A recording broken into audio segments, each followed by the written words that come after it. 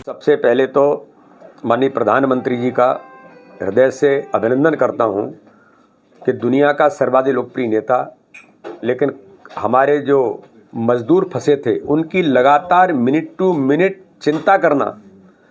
और उत्तराखंड की सरकार को बधाई देता हूं, वहां के मुख्यमंत्री जी को तो बधाई देता हूं कि उन्होंने जो बेहतर प्रबंधन किया और उसके आधार पर रेस्क्यू ऑपरेशन में इतने दिनों बाद सभी मजदूर भाइयों को सुरक्षित निकालना,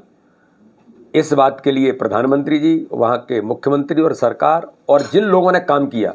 वो सभी रेस्क्यू ऑपरेशन में सम्मिलित लोगों को मैं बहुत धन्यवाद करता हूँ, बधाई देता हूँ, शुभकामनाएं देता हूँ। देखिए, बालाघाट की घटना को लेकर के जब ये चीज़ें संज्ञान में आई थी तब इस पर प्रशासनिक तंत्र ने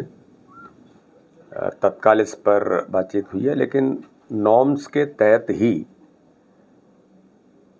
वहाँ के प्रशासन ने जो कार्रवाई की है उसमें किसी प्रकार का कोई लैकुना नहीं था, न किसी प्रकार का कोई अलग प्रकार की मंशा थी। तो इलेक्शन कमीशन के निर्देशों पर ही जो भी लापरवाही हुई होगी तो उसको लेकर के इलेक्शन कमीशन ने भी संज्ञान में लिया है, और जिसके खिलाफ कार्रवाई करनी चाहिए तो इलेक्शन कमीशन के संज्ञान में आकर के वो उसको अपने नज़र में लेकर के उस पर कार्रवाई कर रहे हैं। ऐसा नहीं होता है। वोट डालने के लिए उनका अपना अधिकार है, उस अधिकार से न कोई वंचित कर सकता, न लोकतंत्र में ऐसा कभी संभव है।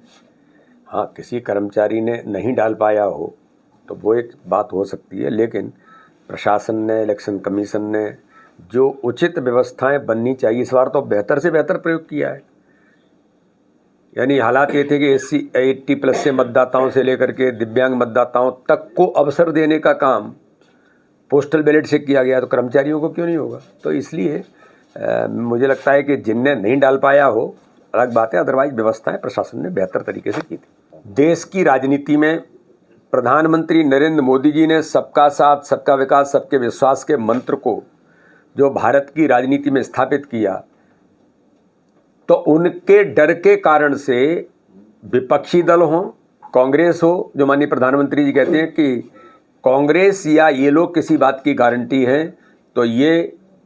जो गठबंधन है वो तुष्टीकरण की राजनीति की गारंटी है। तो जो विपक्षी दल है वो बिहार के अंदर नीतीश कुमार तो इतने घबराए हुए हैं कि कैसे वोट डिवीजन करने के लिए एक वर्ग के वोटों को कैसे प्राप्त किया जाए, उसका उदाहरण है।